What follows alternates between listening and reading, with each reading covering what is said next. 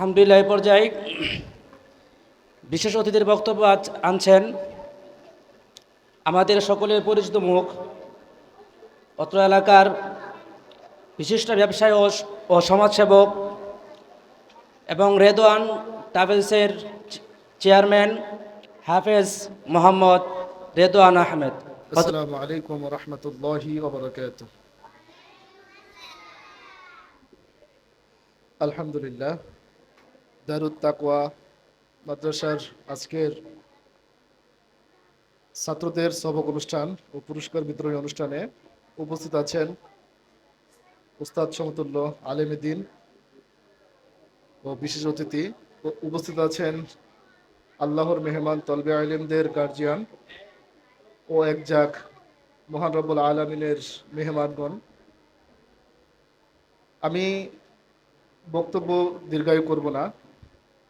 আমাদের আজকের সকালের যেই সমস্যার কারণে সকলেরই দেরি হয়ে গিয়েছে,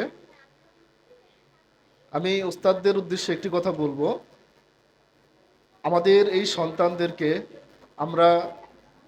আমাদের অনেকের আদরের সন্তান, অনেকের আছে একটি সন্তান, আপনাদের হাতে তুলে দিয়েছি। আপনারা আমাদের এই সন্তানগুলো আমাদেরকে যেরকম আমরা বাসায় যখন থাকে, আমরা যখন দেখি যে এই সন্তানগুলো আমাদেরকে অনেক দুষ্টামি করে, আমাদের সাথে ফাইজলামি করে, তারপরেও আমরা ঘরে অনেক ক্ষতি করে, আমরা কিন্তু তাদেরকে শাসন করি না, তাদের গায়ে একটা হাতও তুলি না। যখন আপনাদের কাছে পাঠাই, এখানেও প্রচুর পরিমাণে দুষ্টামি করে, তাদেরকে না মারলে তারা পড়ালেখায় মনোযোগ হয় না যেরকম, তেমনিভাবে তাদেরকে যদি আদর করে ভালোবাসা দিয়ে, বাবা মায়ের স্নেহ ভালোবাসা দিয়ে যদি আপনারা পড়াইতে পারেন, ইনশাল্লাহ আশা করি এই সন্তানগুলো কন্টিনিউ মাদ্রাসায় আসবে। আর গার্জিয়ানদের উদ্দেশ্যে আমি অল্প একটু কথা বলবো।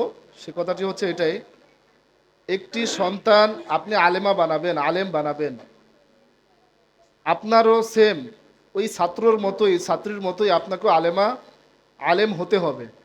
যদি আপনি মনে করেন যে না, সকালবেলা উঠি, আমি ঘুমের থেকে উঠে 7টা বাজে ঘুমের থেকে উঠলাম, ওর মাদ্রাসা 8টা বাজে, ওকে মাদ্রাসায় পাঠিয়ে দিলাম, ওস্তাদজি একটু আগে যে কথাগুলো বললেন সেম ওরকমভাবে পাঠিয়ে দিলেন, তাহলে কি হবে?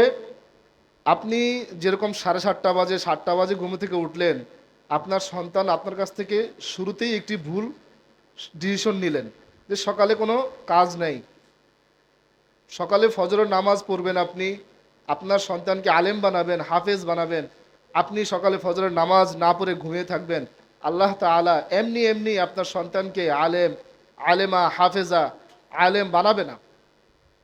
তাই আমি আপনাদেরকে উদ্দেশ্যে বলবো যে আপনার সন্তান বাসায় ডিস্টার্ব করে আপনাকে একজন, আর মাদ্রাসায় শত শত ছাত্র, এক ক্লাসে বসলে এখানে দুষ্টামি ফাজলামি করবেই। তা আপনার করণীয় হচ্ছে, আপনি যখন বাসায় থাকবেন, আপনি আপনার সন্তানের জন্য 5 ওয়াক্ত নামাজ পড়ে দোয়া করবেন, এবং বিশেষ করে যদি সন্তানকে আলেমা হাফেজা আলেম বানাতে চান, অবশ্যই আপনাকে তাহাজ্জুদ নামাজ পড়তে হবে। তাহাজ্জুদ নামাজ পড়ে চোখের পানি মাওলার কাছে ফেলে এই সন্তানের জন্য কান্নাকাটি করতে হবে। নয়তো আপনার সন্তানকে শুধু এই যে আমার ওস্তাদজি একটু আগে বলে গেলেন যে শুধু ওস্তাদরাই আপনার সন্তানকে ভালো আলেম হাফেজ বানাইতে পারবে না, যদি মা বাবার কোনো চেষ্টা না থাকে। তা আমি আমার জীবনের ছোট একটি কাহিনী বলি। আমাকে যখন শুরুতেই মাদ্রাসায় পাঠানো হয়, আমি সর্বপ্রথম স্কুলে পড়তাম। আমার বাসার পাশের এক মুরব্বী এখনো বেঁচে আছে, আল্লাহ তাআলা ওনাকে দীর্ঘনেক হায়াত দান করুক। তো উনি আমার মাকে যে বলল যে তোমার ছেলেটা তো ভালোই, ওকে মাদ্রাসায় পাঠাও। তো আমার মা বললো যে মাদ্রাসায় তো অনেক খরচ, মাদ্রাসায় কিভাবে পাঠাবো? তো বলতেছে মাদ্রাসায় কোনো খরচ নাই, মাদ্রাসা তোমার স্কুলে যা খরচ তার চাইতে কম মাদ্রাসায় খরচ। স্কুলের খরচগুলো বোঝা যায় না, মাদ্রাসার খরচগুলো কি? ওই যে মাস শেষে 1000 টাকা বেতন, 1500 টাকা বেতন, চোখে লেগে যায়। আর স্কুলে যে ধাপে ধাপে ধাপে ধাপে কত কিছু খরচ করায়, সেটা আমাদের চোখে লাগে না। তা আলহামদুলিল্লাহ, আমি যখন ক্লাস 3-তে উঠলাম স্কুলে, তখন আমাকে কি করলো, আমাকে মাদ্রাসায় ভর্তি করাইলো। 1 দিন 2 দিন ক্লাস করার পরে আমি মাদ্রাসায় যাই না, কারণ আমার ওই স্কুলে মজা পেয়ে গেছি, দুষ্টামি করতাম, ফাইজলামি করতাম, মা বাবা কোনো টেক কেয়ার করতো না। এখন মাদ্রাসায় আসছি পরে আমার ভদ্র হয়ে চলতে হয়, পাঞ্জাবি টুপি মাথায় পড়তে হয়। তা আমার বাবা তখন বলছিল, আমার এখনো খেয়াল আছে, আমার বাবা গত জানুয়ারি মাস 17 তারিখ মারা গেছেন, আল্লাহ তাআলা তাকে জান্নাত নসিব করুক। তা আমার বাবা তখন ওস্তাদকে বলছিল যে ওস্তাদ, আমার ছেলেকে মানুষ করার জন্য যা প্রয়োজন, যেটা আমরা পারি নাই আপনারা তা করে দেখাবেন। এর জন্য যদি আমার সন্তানকে যদি শুধু হাড্ডি পাই আমরা, তাতেই আমাদের চলবে, আমাদের মাংস দরকার নাই। আমার সন্তানকে আলেম বানাইতে হলে যদি শুধু শরীরের হাড্ডি থাকে, আলহামদুলিল্লাহ, আমি এই সন্তান পেয়েই খুশি। তাই গার্জিয়ান, ওস্তাদ সকলে মিলে আমরা যদি এরকমভাবে পরিশ্রম করতে পারি, আশা করা যায় এই মাদ্রাসাটি একটি কবুলিয়তি মাদ্রাসা হিসেবে কবুল হবে এবং গ্রহণযোগ্য হবে এলাকাবাসীর জন্য। এটাই একটা উসিলা হয়ে দাঁড়াবে। আমি আমার বক্তব্য এখানে শেষ করতেছি। সকলে ভালো থাকবেন, সুস্থ থাকবেন। আসসালামু আলাইকুম ওয়া রাহমাতুল্লাহ।